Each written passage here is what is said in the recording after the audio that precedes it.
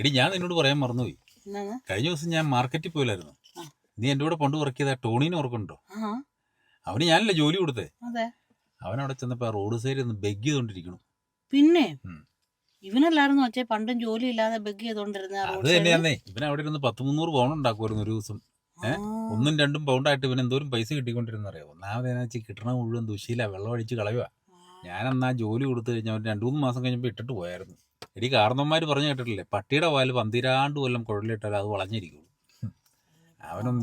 അവൻ എന്നെ മനസ്സിലായില്ല. ഞാനിങ്ങനെ വന്നപ്പോഴത്തേക്ക് ഇങ്ങനെ ബെഗ് ചെയ്തോണ്ടിരിക്കുക. എന്നെ കണ്ടപ്പോഴത്തേക്കും പെട്ടെന്ന് അങ്ങ് ഷോക്കായിപ്പോയി. ഞാനിങ്ങനെ സൂക്ഷിച്ചു നോക്കി.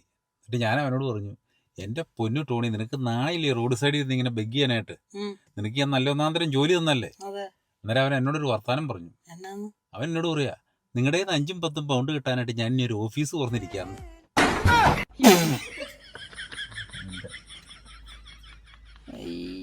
ചിരി വന്നു പോയോ? നിങ്ങൾക്ക് അങ്ങനെ തന്നെ വേണം. അച്ഛക്ക് അങ്ങനെ തന്നെ വേണം. നീ എന്നൊരു ഓഫീസ് തുറന്നു